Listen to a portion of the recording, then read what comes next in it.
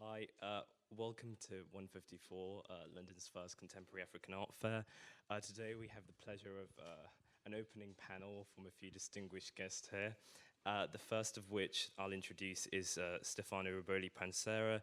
Stefano is an Italian architect, architectural theorist, urbanist, and curator. He studied at the Architectural Association in London, where he graduated in 2005.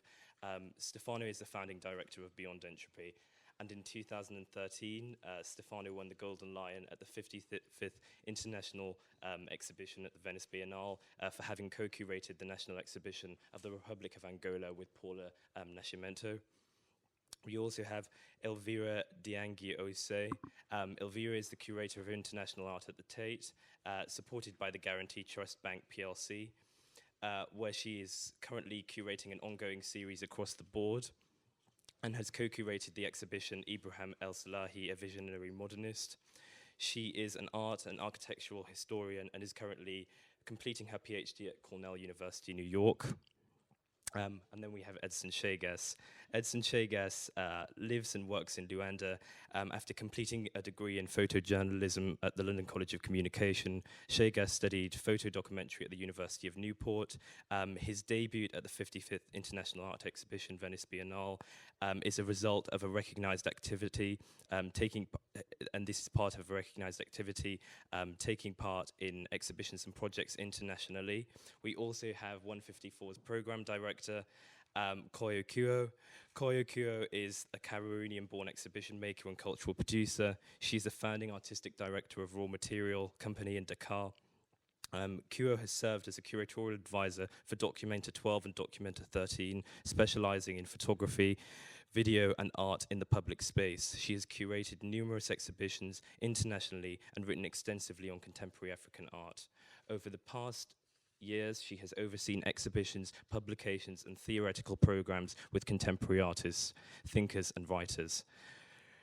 Recent exhibitions include Word, Issa Sombe, The Indecipherable Form at the OCA Oslo and at the Raw Material Company in Dakar in 2013. And can I ask that throughout the talk that your phones are all switched off and that you also wait till the mic comes around at the end to ask questions. Thank you very much.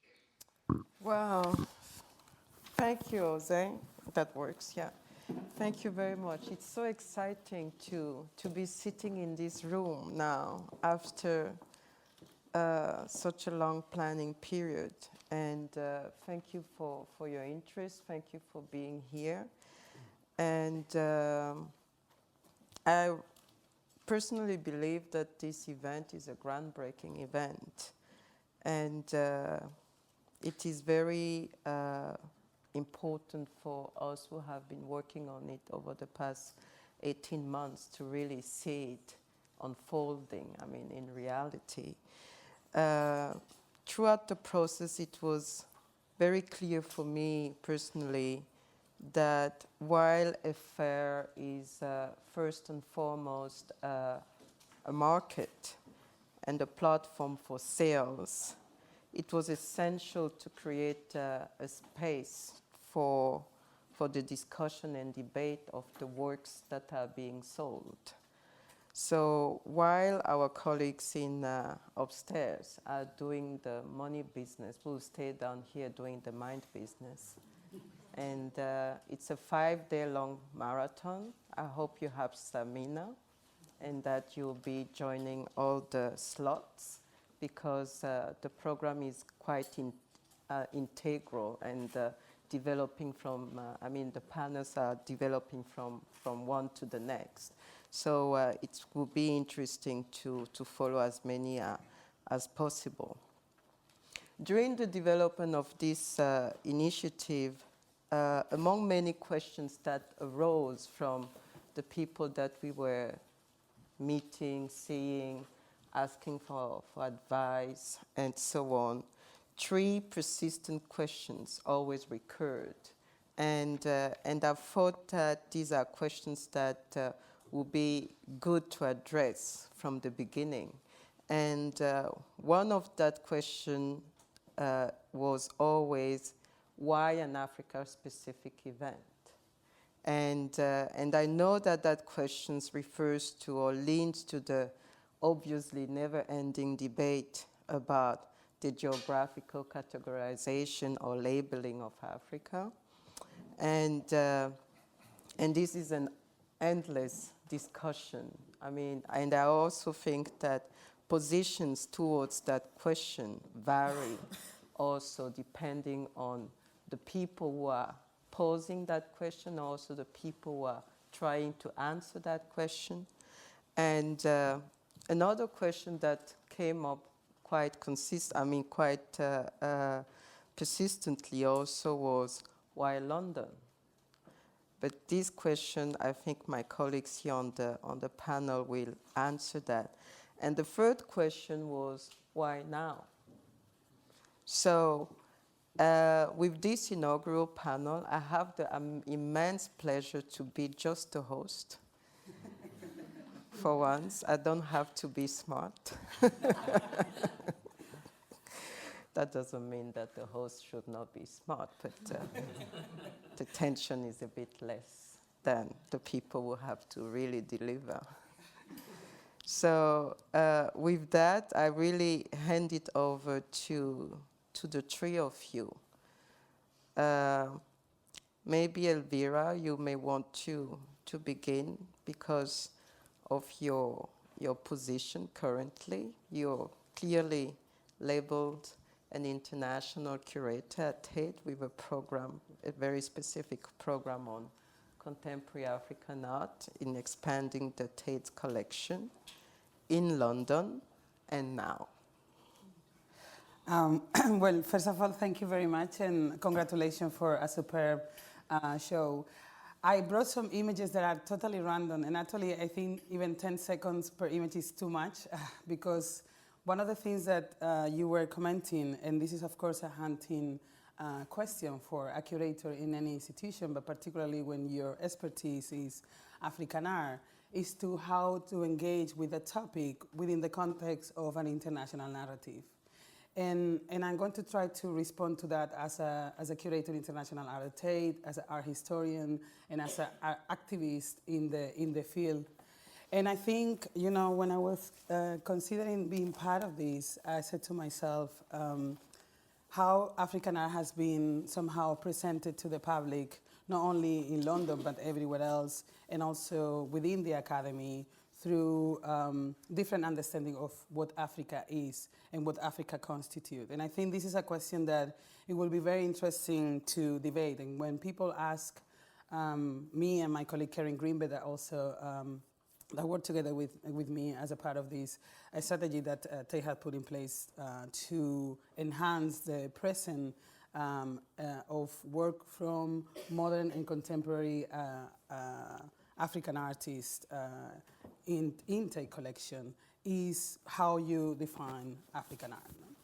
And I think, as you said before, not in your presentation, but also in the context of the fair, there are always issues about authenticity, you know? And throughout my experience as a curator and as a scholar, you always have this feeling that no matter what exhibition was taking place, it was certainly presenting a new definition of African art. What was African art? What is a modern African art? What is contemporary African art? And I think what is interesting about all of that is to avoid the issues of authenticity and go straight forward to the work of the artists that are the ones that are defining what they consider Africa is.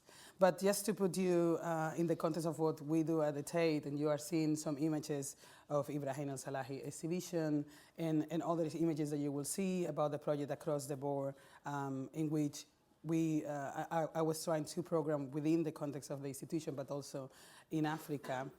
And hopefully Chris Dercon will talk more about that, so I don't want to extend myself on that. Our understanding is that Africa is this incredible field of African art. It's an incredible field of cultural production that includes and encompasses the continent and its diaspora. It encompasses the history and the way that it has been reflected in the past. How, for instance, from the beginning, we're mainly at the West to determine what African art was. and how that meaning has been appropriated by practitioners within the continent and a scholar within the continent. And we have seen at the beginning a series of exhibitions, Magiciens de la Terre. There was a very critical moment in exhibition making about how to present certain artists, but also others like the Other Story, that were trying to challenge these ideas of authenticity, but also putting in place the vision of the individual artist within the context of the discipline. And I'm also bringing all these comments that are taking about exhibitions that are taking place in London nowadays, because if you have followed the recent articles in Art Newspaper and Art Monthly, there is also a conversation about what bringing these momentums to London means for the presence of black British artists in the context of the art scene. So for me, and I know that what I'm saying seems to be very random, but it's all to say to you that what I consider the field is something that is larger, that encompasses all this vision, that of course has historical trajectory. The first, in the beginning of the 20th century, was very primitivistic. Then during the modern experience encompasses the colonial encounters and moment of solidarity within different regions, not only within the continent, but also in the diaspora. And a third moment, I will say, within that is the moment in which you see all those conversations between the continent and diaspora. So you see the internationalist noir, you see the black internationalism, you see negritude, you see issues of blackness, you see all the fights for the civil rights movement in the States, the African American art, the way that blackness was classified within the context of London in the 70s, which encompasses a larger myriad of issues. So all this kaleidoscopic map is what I define as African art. And if you ask me the first question, why an African art fair? I will say that it is necessary to bring that to the public arena, to bring that to the audience. In a context of London that has seen Africa 95 and all that myriad of exhibitions that happened at the time, which I think, together with the moment in the 89 with the Magiciens de la Terre, signifies the interest of academia, art scene, museum studies, and museology and museography, but also the market now for the appetite of all these four entities for a certain kind of art. And then maybe later we can talk about, why now and also the thing. Thank you so much, Elvira. I would like to go over to you, Stefano. You made the buzz in Venice this year, because I remember when I was in Venice during the preview days, doing my usual African trail, that nobody ever thought of the Angola pavilion. And after the news broke, what happened? Well, the pavilion this year was the result of 3 years of work that Paolo Nascimento and I tried to develop. And this year, really, Edson Chagas' work was really the surprise of the Biennale, because it was really like an exhibition that answered very systematically to the brief of the Biennale. At the same time, it carried on and developed the questions that we started from. Anyway, both Paolo and myself are architects, but we started exactly from the same point you mentioned before. What is African art for you? In our case, is what is the African space we want to deal with?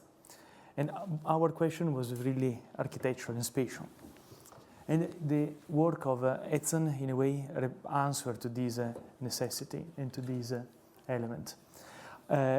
I took some pictures of Edson. He will later describe them.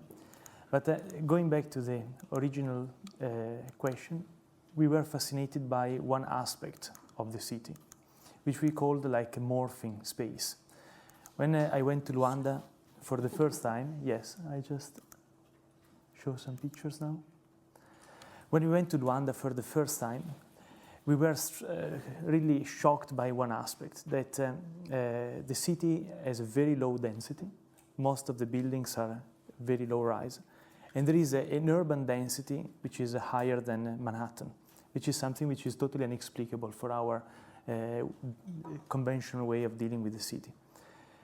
Why? Because every space in Luanda answers to a multiplicity of functions simultaneously. Every space is constantly and simultaneously house, workshop, garage, laboratory. There is this condition that Gilles Deleuze would have defined as undecidable. And for Paul and for me, this was like a very interesting starting point to decide and to define a typical character of the African city that it doesn't recur in Europe or in the States or in Asia. It was really a very peculiar aspect. And all our research had grown from this very specific quality, this morphing space. The work of Edson, that I just showed before, really celebrates this position, because with a very simple action of relocating, replacing an object in the urban context, Edson shows how an object can create new relationship with the urban context and informs an entirely different understanding of the urban space as well as the object. Later on, Edson will explain more in detail the project, but what we are very fascinated about was this operation that doesn't deal with the imposition of a form, but with the reframing of a certain conditions or forces in a given context. This was, I think, the reason why we were so fascinated about Edson's work, and why simultaneously it was very coherent with our urban analysis of Luanda. This was our approach.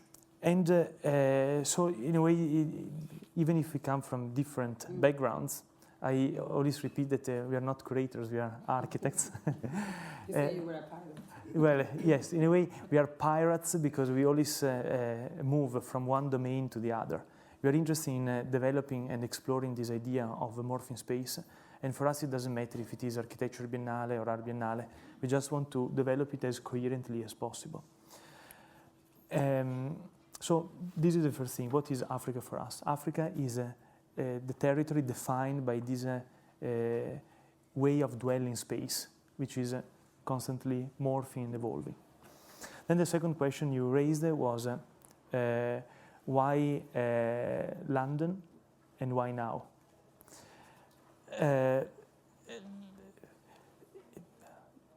Why London? First of all, is why Europe generally today, because our exhibition was in Venice, and when we came back, we discovered there was an incredible attention on African art. There was the exhibition at Tate with Gaba, there was Elena Tsui at the Royal Academy, and so on, and many other initiatives and wonderful artworks.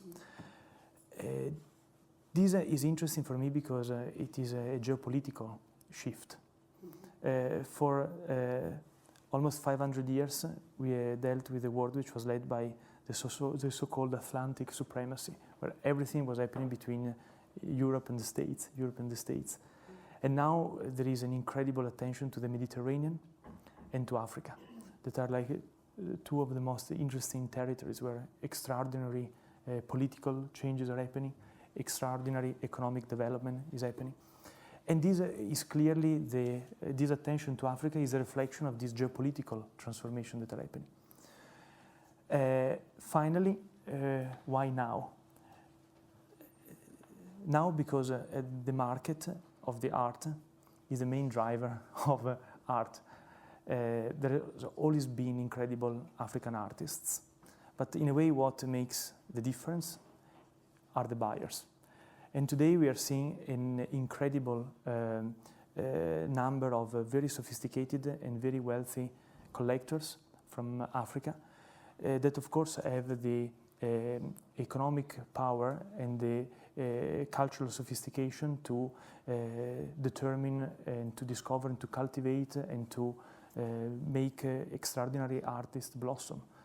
And I think that the reason why it is very relevant and very contemporary to show such a beautiful exhibition of African art like upstairs with 154 is precisely because, again, this is a geopolitical new horizon, or if not, probably it's not new, it is already very, it has already a very prestigious history, but now definitely the number of these markets are becoming so important that London has got to really recognize these forces with a new importance. If you allow me, Koyo, no, it's good that you say, sorry that I'm jumping here. Edson has a lot to say about that, but go Yes. ahead. No, I just wanted to point it out that you were saying, and I think you rectified at the end, saying that it's not new. I mean, it's new to the scene here, it's new to the attention to certain collection, but obviously contemporary African art and modern African art was collected locally, and I think this is something that is interesting.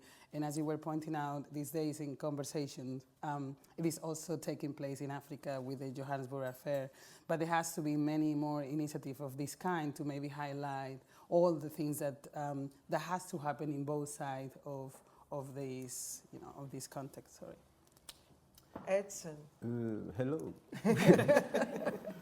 Well, it's hard questions for me because I have been always shifting around the world like a pirate, like since kid going to Europe, Africa. So I was a bit in the middle of this. And there was less, in my point of view, less information about African art and African venues. So I think that's a point where it's important that for African artists that even Africans, institutions and curators, exist to shift this, because at the other continents always did that. So it's the time perhaps for us Africans to actually give more importance to what we do. Yeah. And why London? Well, I think I don't know. People involved also has a relation with this country. So probably, and it's a cosmopolitan city. So I think it makes also sense to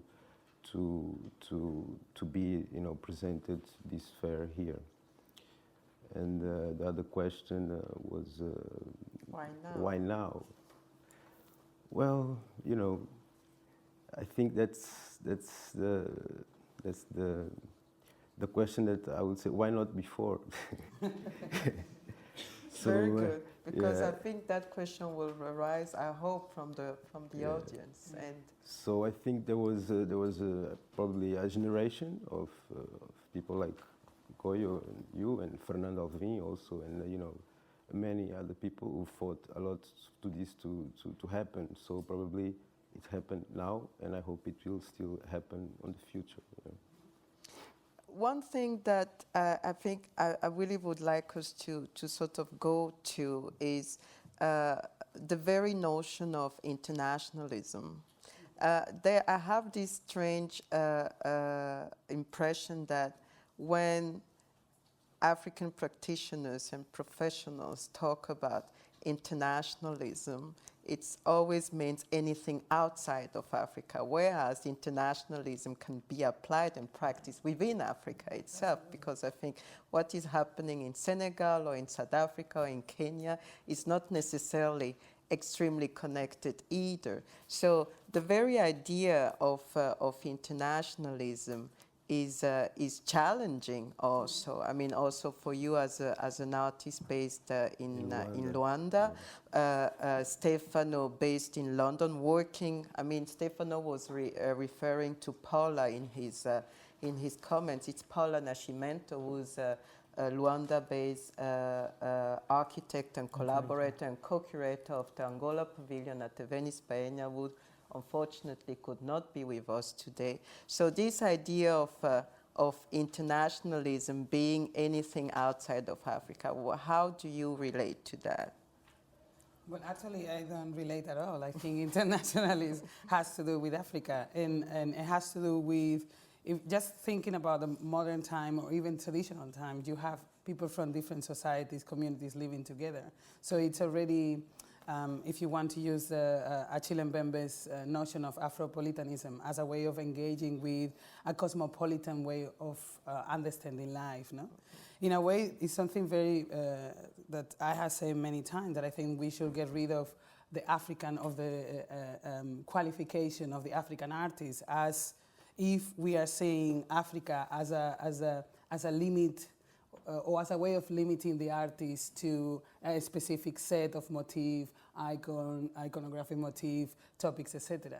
So that internationalism is the excuse for most of these artists to engage with something beyond the conceptual framework that people have set for them.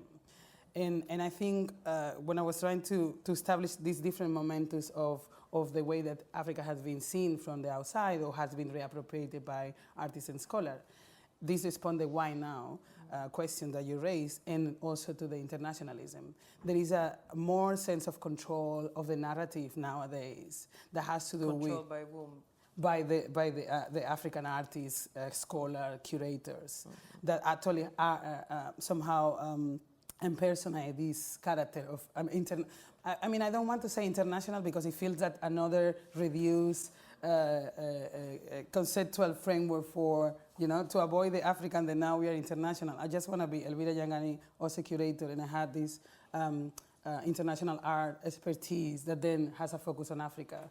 But doesn't limit the scope of my research. I can talk about anything that I want. I can also, you know, have an interest for the African city, and not necessarily because I come from Africa or I have interest in Africa. So I think both sort of like responding to your question of the why now is a matter of ownership. It's a matter of a moment that allows us to create a production of knowledge that it has the locality as the only focus of interest. Is that the place where artists operate, but they look and they try to express ideas and connect with people that is around the world, and ideas that are universal? Well, I don't really agree totally, sort of. What I mean is that, I mean, you mentioned the categorization and the labeling, which I was also mentioning, and it is really a very important debate that obviously doesn't find a kind of, consensus, in the sense that for me personally, as a curator and as an art professional, the label Africa does not necessarily refer to a geographic area. It refers to a mindset. It firstly refers to also to a cultural belonging. It refers to a historical project, I mean, past. And one of the, a few artists didn't want to be part of the project here because exactly they didn't want to be labeled African. And one of my personal, how do you say, reason of getting upset sometimes of African professionals is also always saying, "Oh, I'm not African, so what are you then?" You know? But I'm not no. Let me finish. I'm not saying I am. Yes. And I really think that beyond beyond saying that, I mean, for me, it's not a geographical reference. It is an emotional, identitarian, historical, political reference more than a geographical one. And beyond that, I dare to say and to think and practice that contemporary African art has kind of its own set parameters, but in a way that you call it Chinese art or Latin American art or Western European art does not have. And I was asked that question also, and one of it that I always, and this is what I want maybe Edson to respond, is one of the things that I see over the past 2 decades of my practice in that field is that a lot of contemporary production by African artists or in the diaspora. And I also like the idea that Africa is really way more beyond the confines of the geographical limitations of the continent itself. One of it is that the work is hardly self-referential, which is as in opposition to European art. You can say that a lot of work is self-referential. So what do you think about it? Self-referential in the sense that the works are not about the artists themselves, you know, their emotions, their views and so on. The work is very much related to the immediacy of the environment, to the immediacy of situations, and also very much more political, as engaging and so on. That's what I mean. What do you think? I don't know. I probably talk about me because for me it's difficult, being in many places, and I'm African from Angola, but since kid in Angola we were used to see things from other countries, So I would hear Michael Jackson, even though I was living in a socialist regime, but there is these mixtures that also, even living in Africa, I cannot ignore. It's something that also it's part of it. Like the history we had, there is something that existed, and you cannot maybe make. I find it difficult to make it like a focus. Being African is this, and I will just follow this thing, and I will do it. So I feel that being more open, and of course, also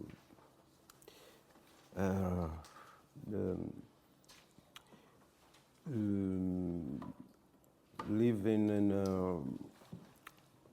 having this thing of I will tell a story when I went to Portugal, and stories are always good. And They help. And it was funny when I arrived in '92, because there was the civil war after the elections, and I went to Portugal, and some of my colleagues at school were asking me, "So you came by ship?" And I said, "No, by airplane."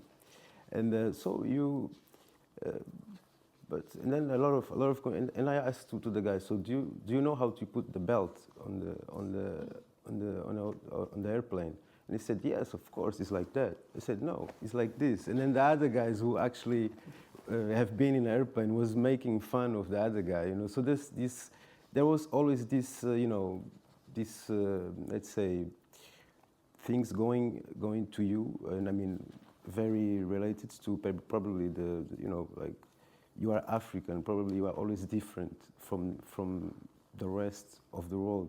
But in a way, yeah, we are all different. We are maybe, from one country, from one continent, but we are also part of the world. So, and then I think on my work and many works from other African artists, that's probably the engagement, because it's very present still, I don't know if I respond to your question.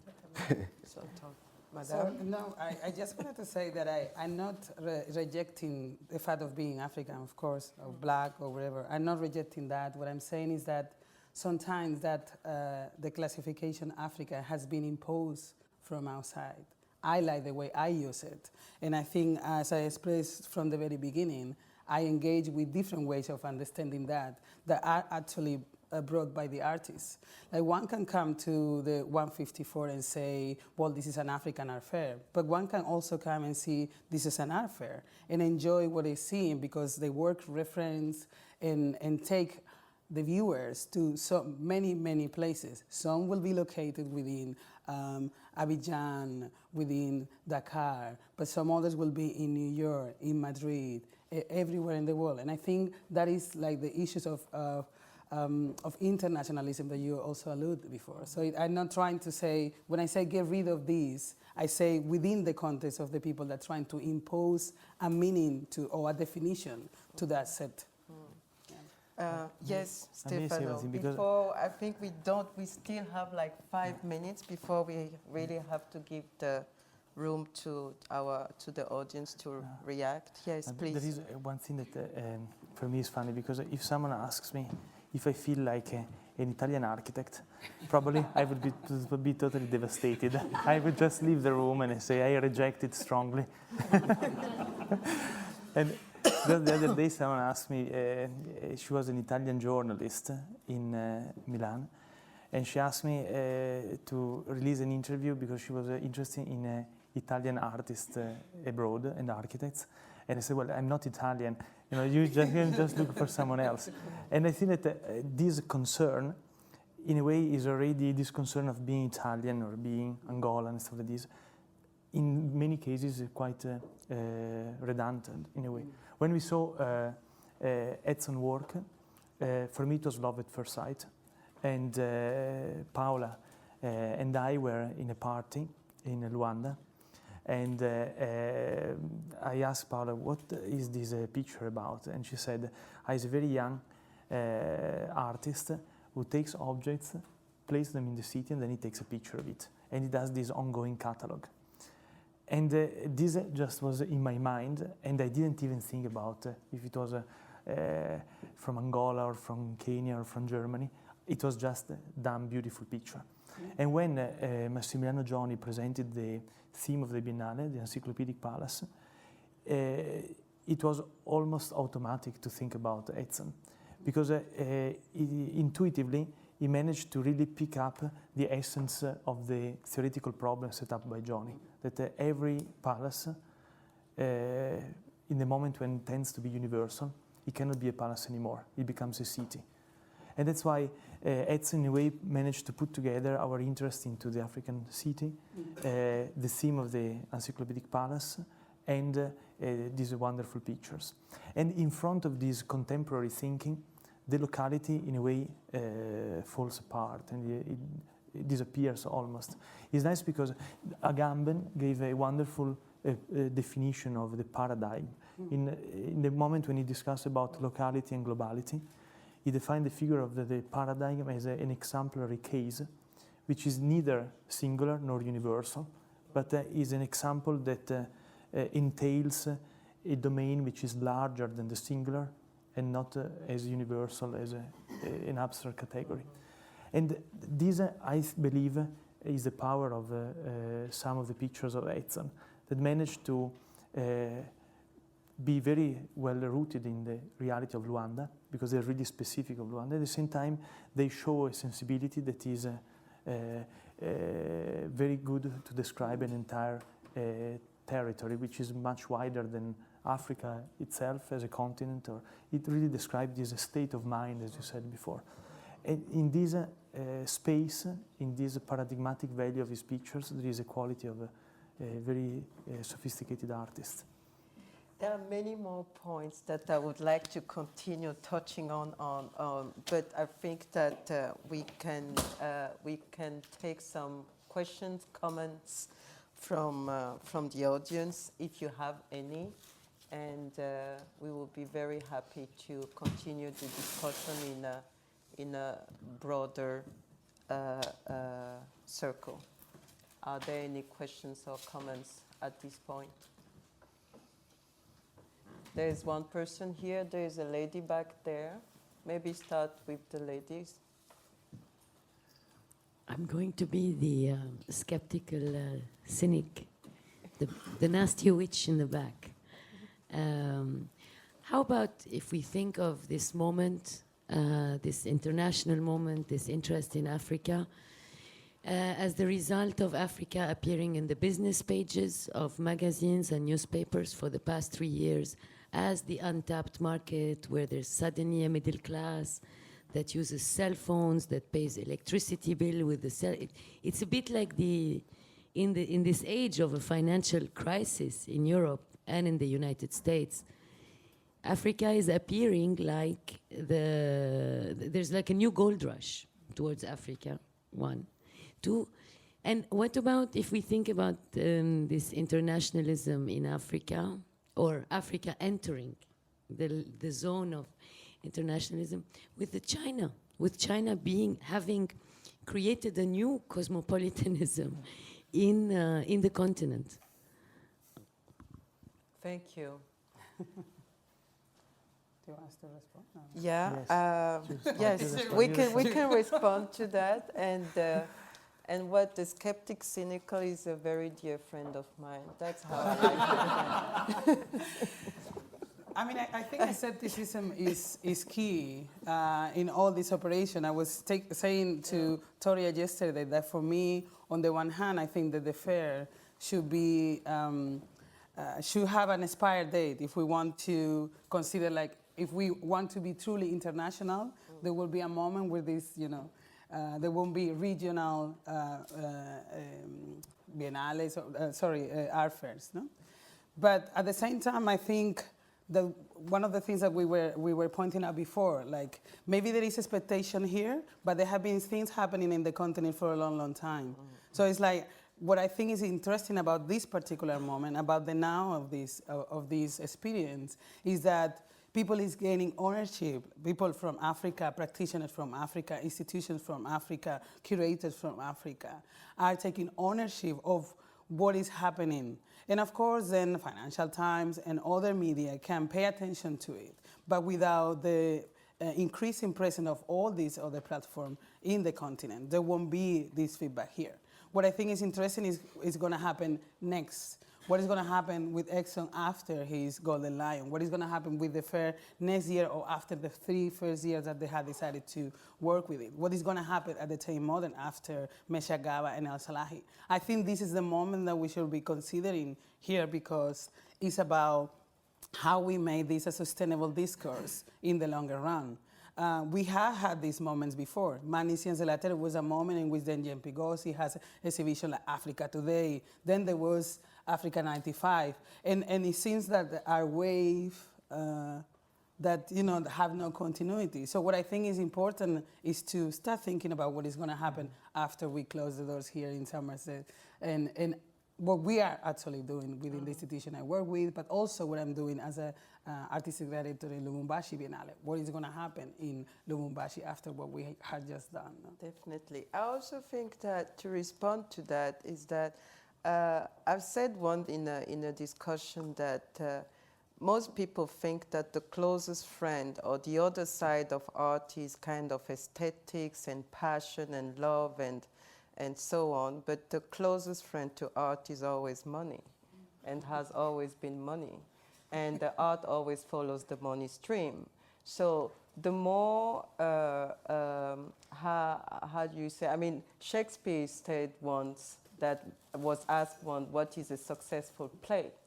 And he said the successful play is a place that brings in a lot of money.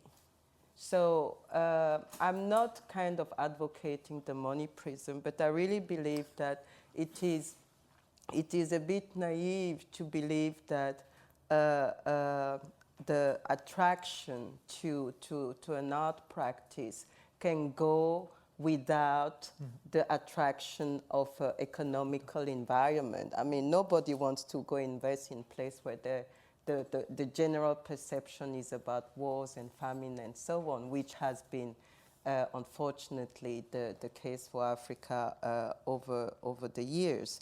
And that's one.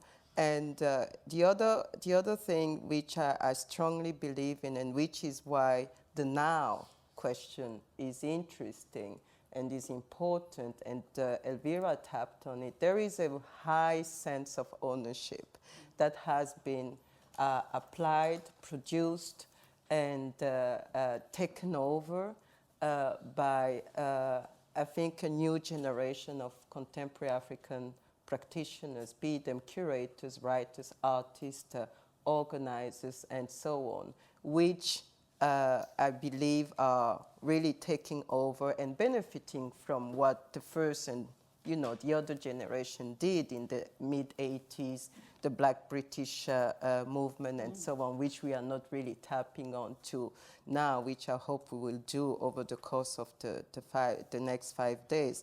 And that ownership and that vibrancy is coming from the continent. It's not coming from Paris, it's not coming from New York, it's coming from Dakar, it's coming from Nairobi, it's coming from Johannesburg, and we are bringing it to London. That's the thing. Yes.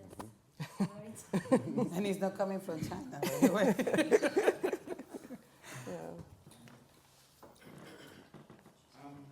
Just a small comment. There was, excuse me, there was a gentleman here I think before. You have to wait for the mic.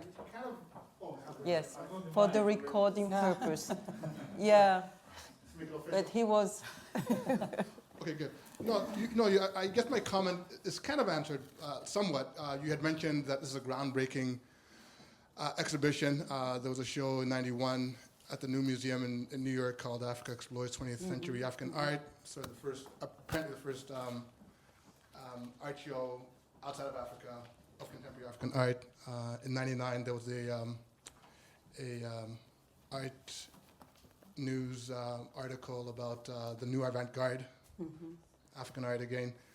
And so, so what makes this groundbreaking? I mean, I like the show, it is definitely much more market-driven than like a museum show like the one in New York. But so what makes this, in your estimate, groundbreaking? And you might have sort of answered it, but that was my question. You mean that the fair? The fair. But I think what Koyo is pointing out from the beginning is not the fair being groundbreaking. Of course, there hasn't been an African art fair or contemporary African art fair in London, so it is by definition pioneer.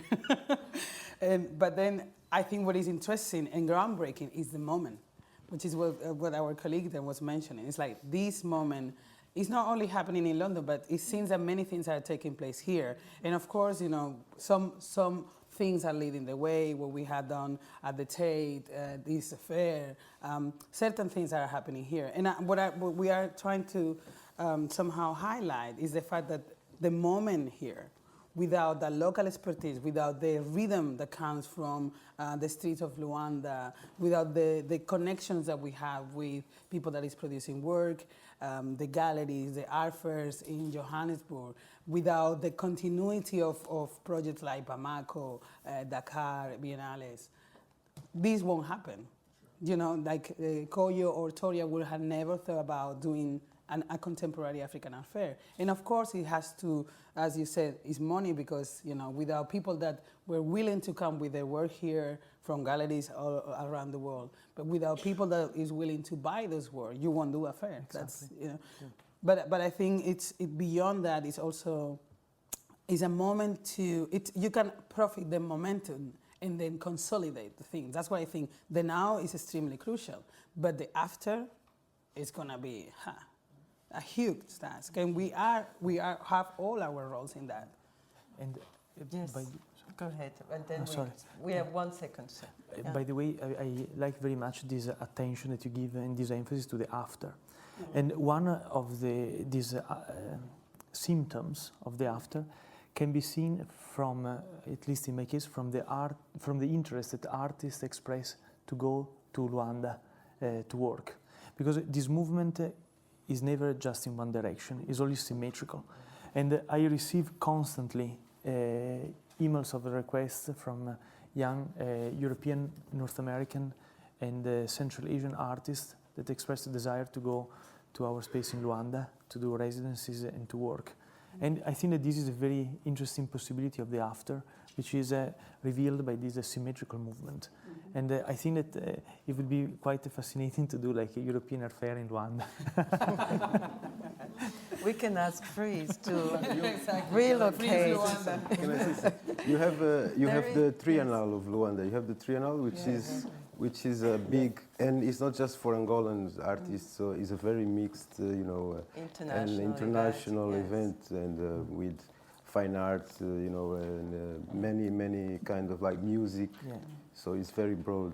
Now this would be even a very healthy moment for European artists that, as you say, very often are indulging in very self-referential expressions.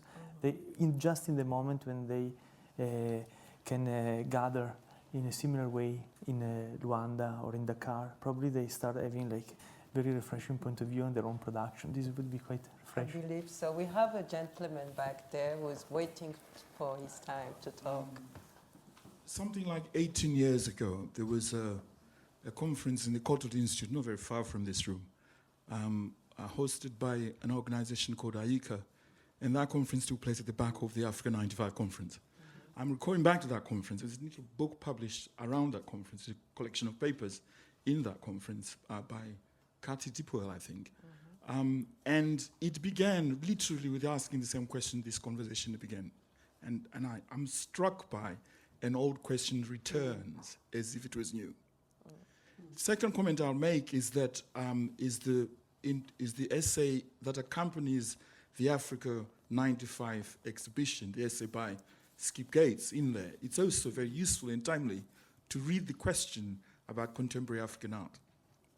I want to emphasize, so is the 7 songs of African art too. I'm referencing those 3, not that the only ones, but rather the importance of situating discussions historically in their proper context. The second comment I'll make is the why now. Well, the why now is to think about contemporary African art in neoliberal times. Okay? Or put it another way, the way in which contemporary African art has become the site in which, or through which, neoliberalism, both there and here and elsewhere, is secured. Once you put it that way, then maybe we might have a sensible discussion. Thank you. Well, I think that I'm very much, I'll let to my colleagues to respond too, but I'm very much aware about the conference you're referring to, and also about all these articles. And I personally don't believe that an old question cannot be asked anew. I think that maybe if it's coming back, it's because what I mentioned earlier, it's never ending. Maybe the answer hasn't been found yet, and we are still looking for an answer. Or maybe there is no answer to that question. So if there is no answer to that question, maybe the question is not even valid. But I think that it is something that we realize during the preparation of this event. And I have to really emphasize that as much as I'm part of the organization and of specifically the theoretical program, the artistic selection of this event, I'm not really a fair person, you know, and my expertise lays totally somewhere else. But I think that it is still obviously important for African professionals, be them artists, curators, critics, writers, and so on, to define this idea or non-idea, if you want, of Africa. So back then, 18 years ago, I think that what Africa 95 did was important for London, for Europe, but to take what Elvira was saying, it was an initiative coming from within, coming from the axis of New York, London, Paris, including a global idea of Africa. So, which today the position have shifted considerably. And if you look at the contemporary landscape of artistic practice in Africa today, it's absolutely not the case that was 20 years ago. So I think that that's an important shift, and that the discussion is still ongoing, and it has the right to be ongoing. And all questions are very interesting, usually. I would like to point out just one comment to what you were saying, because this is something that it really hands me. I also, I was educated in Spain. I grew up in a country that didn't have these kind of conversations about blackness, race, and sort of like a social dialogue in relation to different communities. So for me, that I was studying these things probably 20 years ago, it's very uncomfortable to be here talking about these things again. But there are two ways that I will respond to your comment. One is that, yes, there are still so many things, particularly in 7 studies of modern art in Africa, that are relevant and that need to be highlighted, as well as some of the comments and the talks from the international conference in 1994 in Ineba that I think are specifically important to the context, the sort of conceptual context in which we are all in, no? Tate, this, and I think our monthly articles this past month are really crucial in that sense, also to understand the Black British movement. But I wanted to say that on the other hand, it is true that even with those in mind, and I think that to myself when I invited Otobon Nkanga and Nasio Mosquito to present the project at the Tanks to respond to the idea of political representation in the context of Tate collection, Otobon Nkanga said to me, but if we start talking about Africa, we're going to reach to all these common logi that we have been trying to escape. Yeah. And it's true. Yeah, very true. And the only way that you can engage with that is with the work of the artist, with the things that, like they pose challenges way beyond sometimes our curatorial frameworks. The problem is that this fair already brings those topics to the conversation because it's a specific fair on African art. And that is the way that it has been presented to the world, and that is the way in which also can capitalize and negotiate its space within that arena, the neoliberal world that you talk about. To respond to the question of the neoliberalism, it's true. And then there are now a neoliberalism within the continent. And and Koyo has said very clearly, she's not an art fair person, I'm not an art fair person. I'm not I'm really, sometimes I'm very, how you say? Love and hate not uncomfortable, but it's like I feel myself like wearing my mom's shoes when I was 5 years old, being even a Tate curator, because my expertise has always been in the alternative side. It has always been in the guerrilla. So for me, having this work and also working with Sami Balogi and Patrick Mudekeresa in Lubumbashi, working with artists like Edson Chagas or Joanna Min, Nastia Mosquito, that are dealing with the underground intervention in their local context is crucial. And what I think is interesting is to see how the new liberal world in those contexts is going to affect the work of these artists. Are they going to be able to connect with all of them to still produce the kind of artistic engagement with community, with social dialogue, with a critical position that they used to do before they were somehow part of the mainstream or were part of the appeal of the mainstream? And I think that is why the question of the now and the after is really crucial. But I think for me, the response to that is the ownership. All these practitioners, in which category they are owning a narrative. And that didn't happen as is happening now before. So this is why this moment is crucial. There is two hands here. We'll take these two more, and then I think we'll have to make a break to allow the setup for the next panel.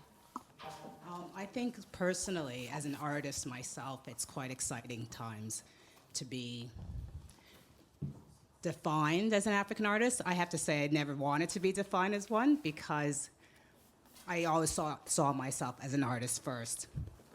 And because I grew up in Canada, Africa was not always my first point of departure. So I think today what I'm seeing is a broader sense of what an African artist is, or an artist of African descent. So I think it can only, the broader the definition is, the more freedom there is to move within it. So I think there's going to be a lot of excitement in that, for sure. Thank you. Thank you. I wanted to ask. Is it on?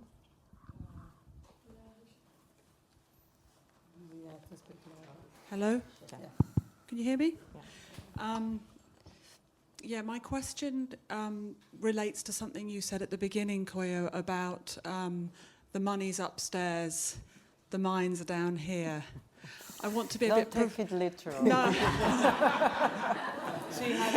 It's just the location. The auditorium happens to be here. If I was to take it literally, I'd be upstairs trying to find it.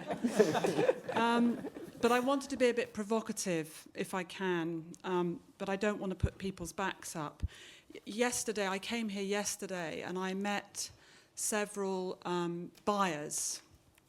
And what struck me was, first of all, that they were, I think one of you said that a lot of the buyers are still Western or people of the North.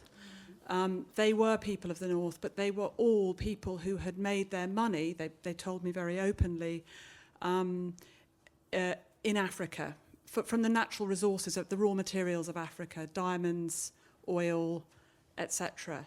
And this is, I mean, in a way, I'm kind of asking an impossible question, because to go back to the point about neoliberalism, we live at a time when it seems so pessimistic that we can change the economic order.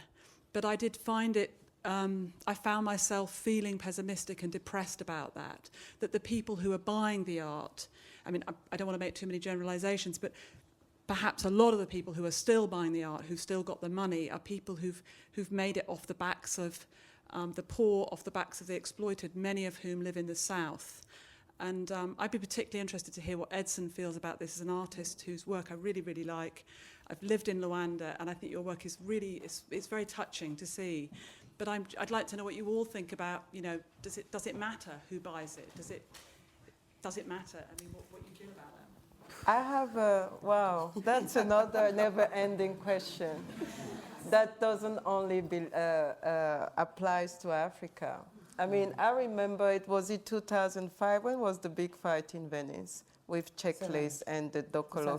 2007 in Venice, when Simon Jami and Fernando Alvim organized one of the African pavilion, and there was all this amazing uproar about the provenance of the collection. I think that the question is valid, but then the validity should be applied to everybody. I mean, the Tate, everybody knows how Mr. Tate made his money also, but nobody thinks about asking why the Tate exists. So my question back is then, how many cleansing processes money has to go through in order to become clean, you know?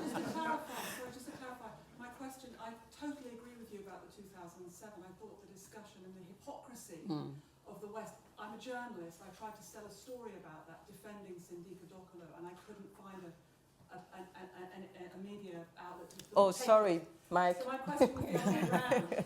question was the other way round. My question was the other way round. It's not so much to point the finger at rich African buyers. It's to it's to ask questions around the Westerners. And I totally agree. There's been so much hypocrisy. The Venice Biennale, that discussion between Storr and Njami and Fernando Alvim was just told you spoke so much of the hypocrisy of Europe. So I'm not so much pointing the finger at rich African elites as the Westerners, the Northern people who have made their money that way. Just to clarify. Well, I mean, for me, it's still the same, so to speak, and it's how do you say? It's a real dilemma in a certain way, and I don't think that question is only valid when it comes to contemporary African art. That question is valid with art generally, everywhere. And art is full of dirty money, you know. And that's a reality, that's a fact. And I think that's one of the facts that we don't have to, I mean, this is not the setting for that, but this is what I strongly believe in. So I think it's very demanding, so to speak, to ask an artist or even a very young initiative as us how we want to relate to it. You know, I mean, it's somehow I dare to say that if the giving back, in a way, goes through art, through the artist, through the institution, then maybe it's a path to, you know, a kind of a cleansing. But art is full of dirty money. But at the same time, I would like to bring an example of a parallel case. Because when one of the main criticism that was given to the pavilion of Angola, probably we can show some pictures. We ask the gentleman, because I don't know, for people who didn't participate. One of the main criticism, I show you, it was this was the pavilion, you know. It was very simple. It was basically we were said that we won because Italy wanted to deal with Angola, with oil and stuff like this. And I can tell you that there was a moment when we were so desperate about finding the resources to do it that we would have been very happy to accept the money from oil companies. But they didn't give it to us. We could have been very happy to take money from laundry and to laundry money for this, but we were not offered that. Unfortunately, we were basically working with such a low budget that we were forced to make an exhibition that was a catalog at the same time because we didn't have a budget for the exhibition and for the catalog.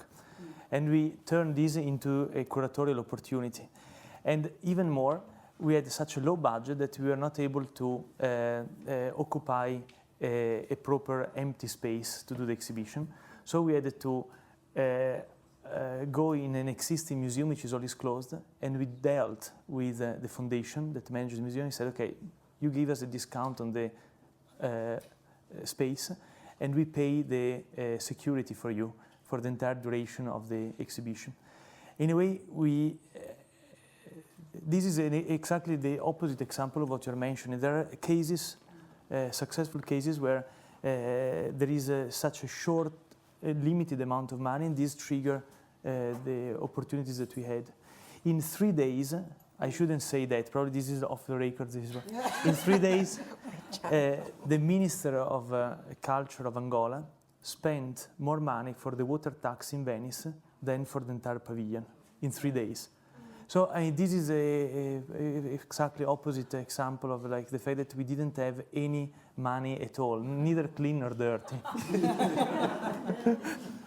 Well, I think we will have to stop here for this first part because we have to set up for the next panel. Thank you so much. Stay.